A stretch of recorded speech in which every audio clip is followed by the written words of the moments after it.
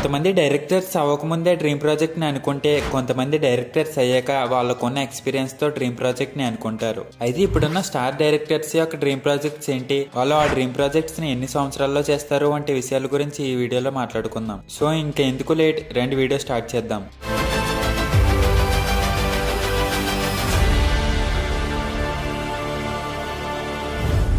Number 1 Gunasekhar. ఒకప్పుడు ఒక్కడు అర్జున్ వంటి బ్లాక్ బస్టర్స్ మూవీస్ తీసిన గుణశేఖర్ గారు ఇప్పుడు సరైన హిట్ లేక సతమతం అవుతున్నారు. అయితే ఈయన డ్రీమ్ ప్రాజెక్ట్ వచ్చేసి హిరణ్య కశ్యప అనే మైథలాజికల్ స్టోరీ. ఈ కథ ఆల్రెడీ ఈయన రానా గారికి చెప్పడం జరిగింది, కానీ ఆయన అది ఫిక్స్ చేయలేదు. ఈ గ్యాప్ లో ఈయన శాకుంతలం తీశారు. అది కాస్త డిజాస్టర్ అవడంతో ఈయన డ్రీమ్ ప్రాజెక్ట్ ఆన్ సెట్ కి వెళ్లే దాఖలాలు ఎప్పట్లో కనిపించట్లేదు.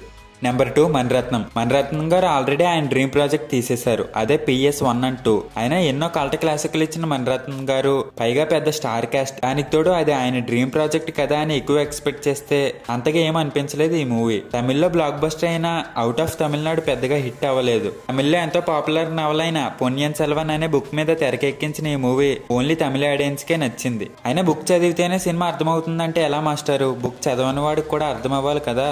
ఎనీవే ఈయన డ్రీమ్ ప్రాజెక్ట్ అయితే అయిపోయింది. ప్రెసెంట్ ఈయన కమల్ హాసన్ తో ఒక మూవీ తీస్తున్నారు. నెంబర్ 3 క్రిష్ గారు. కెరీర్ బిగినింగ్ లోనే గమ్యం, వేదం వంటి హార్ట్ టచింగ్ మూవీస్ తో మంచి పేరు తెచ్చుకున్నారు క్రిష్ గారు. ప్రస్తుతం హరిహర వీరమల్లు మూవీతో బిజీగా ఉన్నారు. అయితే ఈయన డ్రీమ్ ప్రాజెక్ట్ వచ్చేసి పర్వ.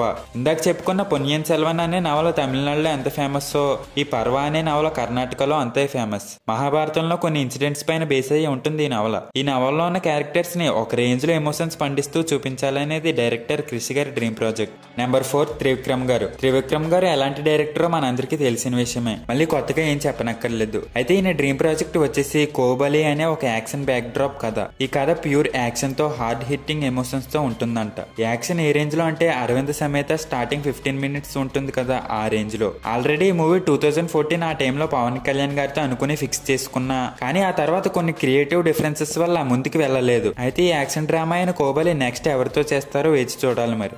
నెంబర్ 5 పూరి జగన్నాథ్ గారు. ఇడియట్, పోఖ్రీ వంటి బ్లాక్ బస్టర్ మూవీస్ తో తన కెరీర్ లో పీక్స్ చూసిన పూరి గారు ప్రస్తుతం చాలా లోకి వెళ్లిపోయారనే చెప్పాలి. లైగర్ అండ్ ఇస్మార్ట్ శంకర్ కన్నా ముందు వచ్చిన కొన్ని సినిమాల వల్ల ఈయన కెరీర్ చాలా డౌన్ అయిపోయింది. వీటిలో లైగర్ అయితే మరీ దారుణం. ఎన్నో హోప్స్ పెట్టుకుని ఎంతో హై పిచ్ రిలీజ్ చేశారు లైగర్ ని, కానీ సెట్ కి వెళ్లిపోయింది. అయితే ఈయన డ్రీమ్ ప్రాజెక్ట్ వచ్చేసి జనగణమన అనే ఒక మిలిటరీ బ్యాక్ డ్రాప్ కథ. ఇది అప్పట్లో మహేష్ బాబు గారితో ఫిక్స్ అయ్యి అనౌన్స్ కూడా చేశారు, కానీ మళ్ళీ ఏమైందో ఏమో ఆగిపోయారు. ఆ నెక్స్ట్ లైగర్ రిలీజ్ అవ్వకముందే జనగణమన విజయ్ తో ఫిక్స్ అయ్యి పూజ హెగ్డేని హీరోయిన్ గా పెట్టి చార్మి ప్రొడ్యూసర్ గా లాంచ్ చేయడమే కాదు, ఒక స్కెడ్యూల్ కూడా ఫినిష్ చేశారు. కానీ లైగర్ రిజల్ట్ దెబ్బకి జనగణమన బ్రేక్ పడి ప్రాజెక్ట్ క్లోజ్ అయిపోయింది. మూర్తి గారు, ఇలాంటప్పుడే గుండె రాయి చేసుకోవాలి, ఏం చేస్తాం? అయితే ప్రెసెంట్ ఇస్మార్ట్ శంకర్ 2 తో బిజీగా ఉన్న పూరి గారు మళ్ళీ ఫామ్ లోకి వచ్చి ఫ్యూచర్ లో ఎవరితో అన్నా తీస్తారేమో చూడాలి.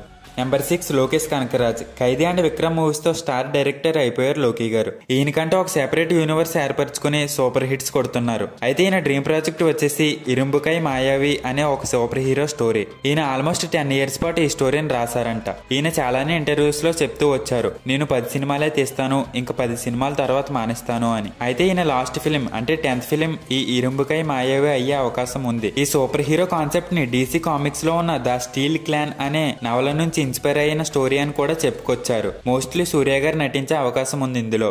నెంబర్ 7 తేజ గారు. అప్పట్లో జయం నిజం సినిమాలతో ఒక ఊపిన తేజ గారు ఆ తర్వాత చాలా లాంగ్ బ్రేక్ తీసుకుని మళ్ళీ ఆ తర్వాత నేనే రాజు నేనే మంత్రి సినిమాతో కంబ్యాక్ ఇచ్చారు. కానీ మళ్ళీ ఆ తర్వాత 2 సినిమాలు ఫ్లాప్ అయ్యాయి. మళ్ళీ ఇప్పుడు రానా గారితో ఒక మూవీ తీస్తున్నారు. ఈయన డ్రీమ్ ప్రాజెక్ట్ వచ్చేసి విక్రమ్ ఆదిత్య అనే ఒక లవ్ స్టోరీ. ఈ స్టోరీ 1836 లో జరిగే ఒక అపారమైన ప్రేమ కథ. దీన్ని చాలా పెద్ద క్యాన్వాస్ లో తీయాలనేది డైరెక్టర్ తేజ యొక్క డ్రీమ్.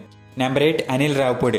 వరుసగా 7 హిట్ ఫిల్మ్స్ తో ఫ్లాప్ లేని డైరెక్టర్ గా దూసుకుపోతున్నారు. ముఖ్యంగా ఎంటర్టైన్మెంట్ ని ఎలిమెంట్ గా పెట్టుకుని ఫ్యామిలీ ఆడియన్స్ ని టార్గెట్ చేసుకుని వచ్చే ఈయన సినిమాలు అన్ని హిట్ అయ్యాయి. ఈయన స్టార్ డైరెక్టర్ అయ్యారు. అయితే ఈయన డ్రీమ్ ప్రాజెక్ట్ వచ్చేసి జగతేక వీరుడు అతిలోక సుందరి లాంటి ఒక ఫ్యాంటసీ ఫిల్మ్ చేయాలనేది ఈయన డ్రీమ్. అలాగే మాయాబజార్ లాంటి ఒక మూవీ తీయాలనేది ఈయన డ్రీమ్. ఈయన ఈ 2 సినిమాలని కూడా చరిత్రలో మిగిలిపోయే అంత రేంజ్ లో తీయాలనుకుంటున్నారంట. సో అలా ఈయనకి 2 డ్రీమ్ ప్రాజెక్ట్స్ ఉన్నాయి.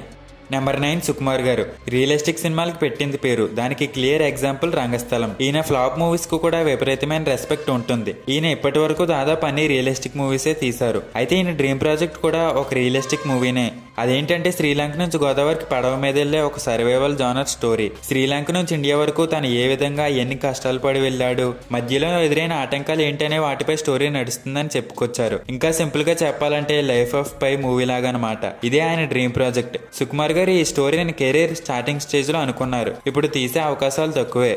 నెంబర్ 10 రాజమౌళి గారు. ఈయన డ్రీమ్ ప్రాజెక్ట్ అందరికీ తెలిసిందే, కొత్తగా చెప్పనక్కర్లేదు. అదే మహాభారతం. ఈయన చాలా ఇంటర్వ్యూస్ లో చెప్తూ వచ్చారు మహాభారతం ఈయన కెరీర్ లో లాస్ట్ మూవీ అవుతుందని. ఈయన ఇప్పటి వరకు చేసిన అన్ని మూవీస్ మహాభారతానికి స్టెప్స్ అని, ఇంకా మహాభారతాన్ని తీసే పూర్తి టెక్నికల్ నాలెడ్జ్ నాకు రాలేదని, అది వచ్చాక చాలా పెద్ద స్కేల్లో చాలా మంది క్యారెక్టర్స్ తో హార్డ్ హిట్టింగ్ గా ఉంటుందని చెప్పారు. అయితే ఈయన నాన్నగారు విజయేంద్ర ప్రసాద్ గారు ఏమో మహాభారతం ఇంచుమించు 10 పార్ట్స్ గా తెరకెక్కించే అవకాశం ఉందని చెప్పుకొచ్చారు. తన మైండ్ లో ఉన్నది స్క్రీన్ మీదకి ట్రాన్స్లేట్ అవ్వడానికి, ఆ క్యారెక్టర్స్ మధ్య డ్రామాకి పాన్ వరల్డ్ రేంజ్ లో తీయడానికి ప్రాబబ్లీ 10 years పడుతుందని చెప్పారు. చూద్దాం ఎప్పుడు తీస్తారో. ఇప్పుడు ఒక అబ్బాయి 10th క్లాస్ చదువుతుంటే వాడు పెరిగి పెద్ద పెన్షన్ తీసుకునే టైం కల్లా వచ్చేస్తాయేమోలే.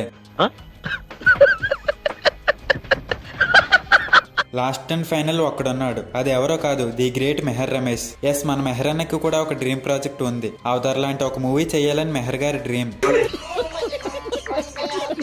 సో ఇది ఫ్రెండ్స్ మన ఇండియన్ డైరెక్టర్స్ యొక్క డ్రీమ్ ప్రాజెక్ట్స్ గురించి. వీటిలో మీరు ఎవరి డ్రీమ్ ప్రాజెక్ట్ కోసం ఏగర్గా వెయిట్ చేస్తున్నారో కమెంట్ చేయండి. వీడియో నచ్చితే లైక్ చేయండి, నచ్చకపోతే డిస్లైక్ చేయండి. మొత్తం మీద ఏదో చేయండి. సో ఇలాంటి మరెన్నో ఇంట్రెస్టింగ్ అండ్ ఇన్ఫర్మేటివ్ వీడియోస్ కోసం నా ఛానల్ ని సబ్స్క్రైబ్ చేసుకుని బెల్ ఐకాన్ ఆన్ లో పెట్టుకోండి. నెక్స్ట్ వీడియోలో కలుద్దాం. అంతవరకు సైనింగ్ ఆఫ్. Bye bye.